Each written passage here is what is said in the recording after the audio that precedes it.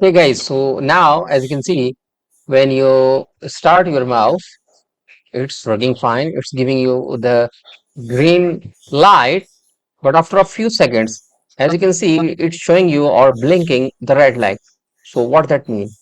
So that means you have to change your battery. Your battery is too low. So if you are using the same mouse with the same battery, you will face a lot of problems like scroll problems or any problems. So dump your old battery, get your battery new, once again, insert it, and now open it or start.